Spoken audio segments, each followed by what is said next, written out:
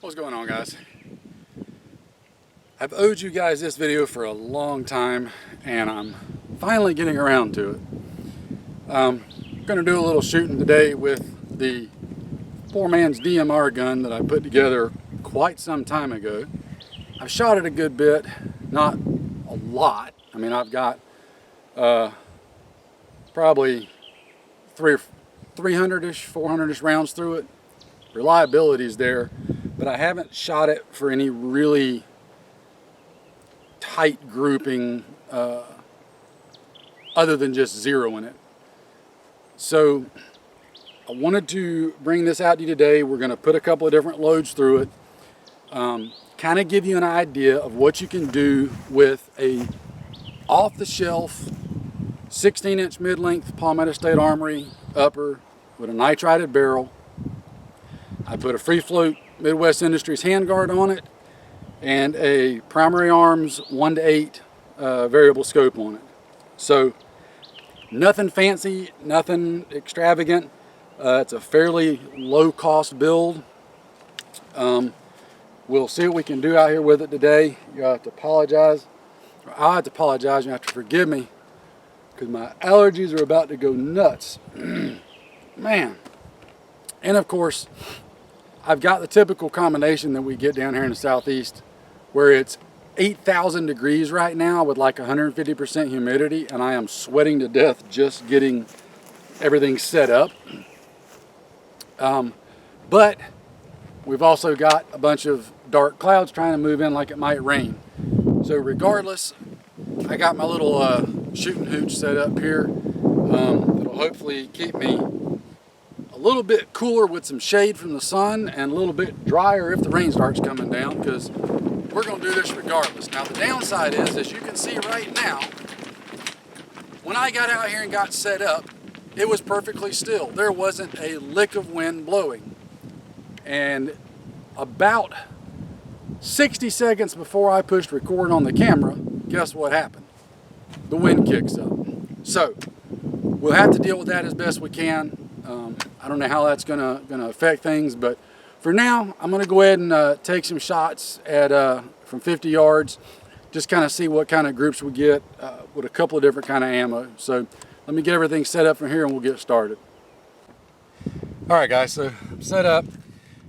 First group is just gonna be with some 55 grain M193 full metal jacket. I don't even remember what brand it is. It's just bulk M193 that I got. This is just to kind of give us a baseline of what it's doing. It's also what I've got it zeroed with, because for the most part, it's primarily what I would still be using in it. My standard, fighting load, like I would, and like anybody else in my team or family would. So let's put these 5 through it and see what we get.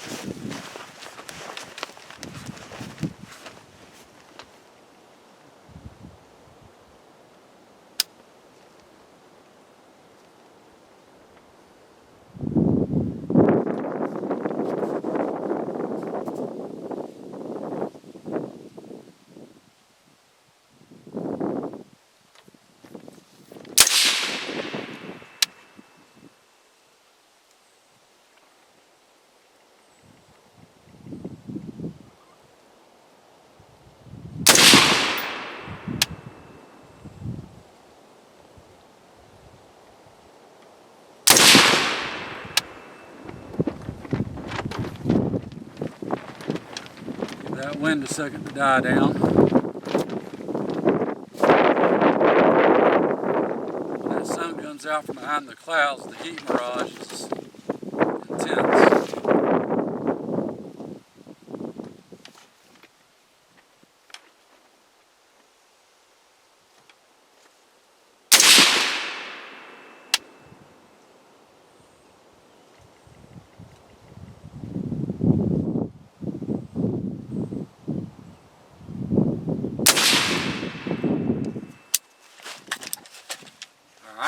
Let's go see what we got. All right, guys, there you go. That's about, it's measured, that's 3 inches right there at 50 yards. However, I'm going to say you can probably keep it close to 2 inches, because I'm fairly certain that one was the wind or me snatching the trigger or both.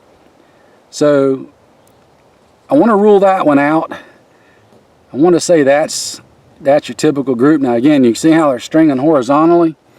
That could be a combination of my bad trigger pull and the wind and everything else. So, but that's just with plain old M193. So let's try a couple other loads and see what we get. All right, guys. Next load is going to be some Georgia Arms 69 grain Sierra boat tail hollow point loads. So let's see what these do. Again, we're not shooting bullseyes, we're shooting groups. And some people don't understand the difference between that. So it doesn't matter if it's in the bullseye and the red or not. We're just looking at how tight we can get the group, because obviously it's not zeroed for this ammo.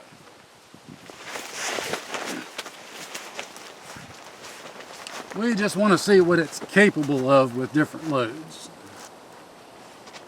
And I should have covered the gun up because it is hot from that sun. Dadgum. Alright.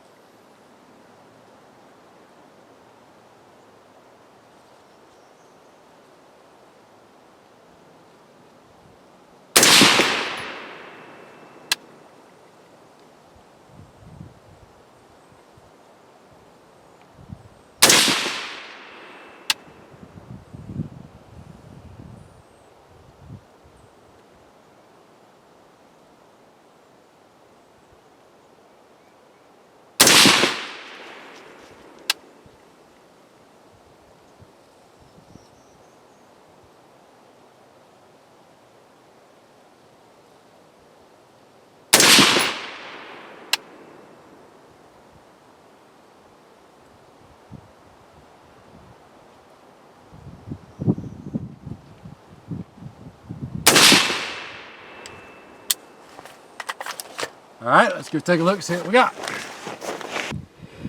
Alright guys, we definitely tightened that one up. If it wouldn't have been for that one little flyer right there, which again could have been me, we were stacking them in there real nice.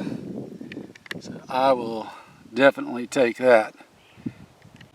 Alright guys, next up we're going to try some Hornady 55 grain VMAX Varmint Express. That'd be that right there if that's showing. We'll put 5 through it and see what it does, just for giggles.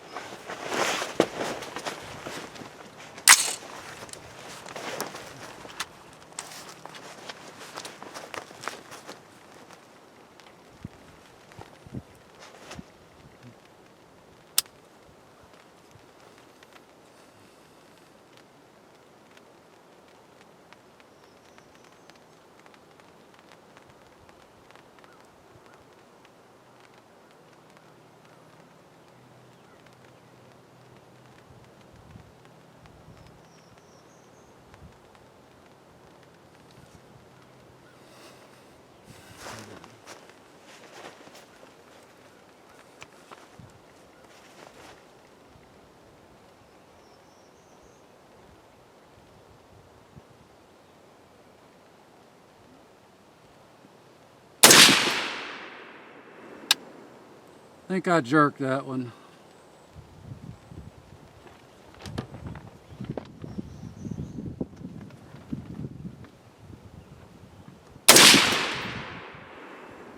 Maybe not.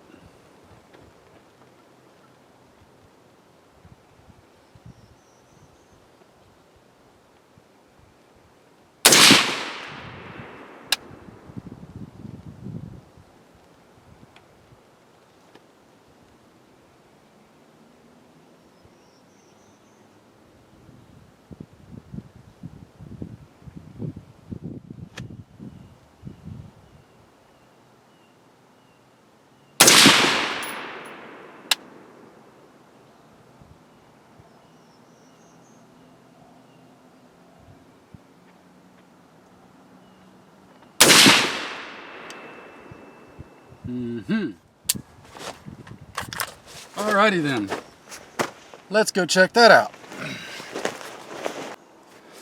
Alright guys, I think it's safe to say that it likes that ammo. I think it likes the 69 grain Georgia Arms, but it definitely liked that 55 grain Hornady VMAX. Take that all day long. Alright guys, next up, some of the Hornady Frontier 55 grain full metal jacket. It's basically a M193 load as well. So, let's see what this does.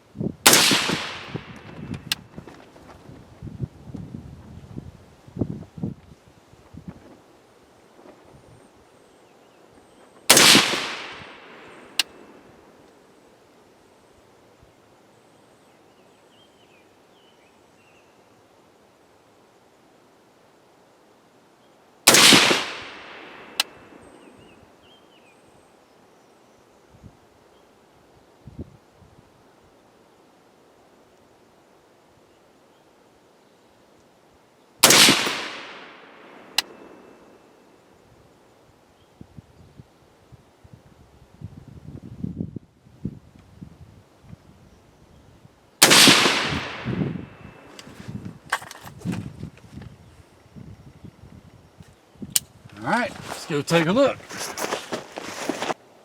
Alright guys, so there's the 55 grain Hornady Frontier full metal jacket. Again, completely acceptable for what we're doing with this gun. That's 2.5 inches maybe, probably closer to 2 inches. So, easily acceptable. Alright guys, I'm back at 100 now. I've got y'all zoomed in on the target. I'm going to try to take and hit the flipper just using some of the regular Hornady 55 grain Frontier ammo. So, see if my eyes can still do it.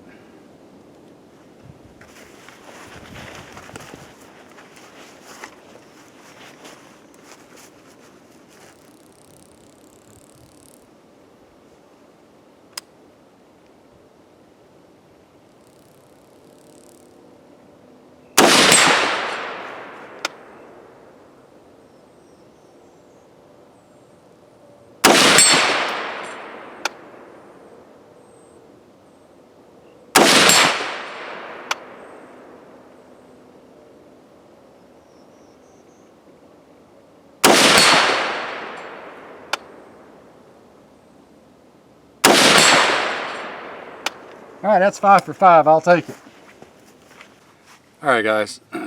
So, as you can see, the gun's plenty accurate, okay? It's probably more accurate than I'm humanly capable of, especially depending on what ammo you use in it. Even with plain old 55 grain ammo, obviously you can see it'll it'll get the job done. So for me, the role that this gun plays, okay, and again, just to recap, this is a plain nitrided 16-inch mid-length Palmetto State Armory upper with a Midwest Industries barrel, not barrel, handguard. Jeez, the sun has fried my brain. A primary arms 1-to-8 variable scope and an American Defense mount. There's nothing fancy about the gun other than that, okay? The idea is to give me something that's more accurate than, or let me rephrase that, that will allow me to be more accurate at different distances than what I could typically be with, excuse me, say a just my regular 1X fighting rifle or a iron-sighted gun or whatever. The ability to go to 8X on this gives me that little bit better view at extended distances. However, I can take it all the way down to 1X, which I don't know if y'all can see, but I can take it all the way down to 1 and pretty much run it like I would any other 1X optic, red dot, etc. So this allows me to be an effective fighter per se, integrated with a group.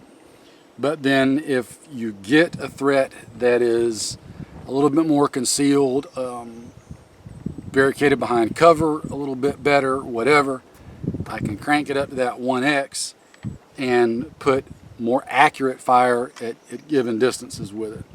Again, you don't have to do anything fancy with this gun. Probably the two key things are going to be free floating the barrel and the optic. These Palmetto State Army nitrided barrels, guys, for 98% of us are more accurate than what we can humanly take advantage of and utilize. So don't feel like you got to go, super duper high end on the barrel to get usable accuracy. Okay, and that's probably something what most of us, again, armed prepared citizen world, that we should be focusing on is usable accuracy, and not so much that super duper quarter MOA accuracy. Not that kind of accuracy is bad, mind you.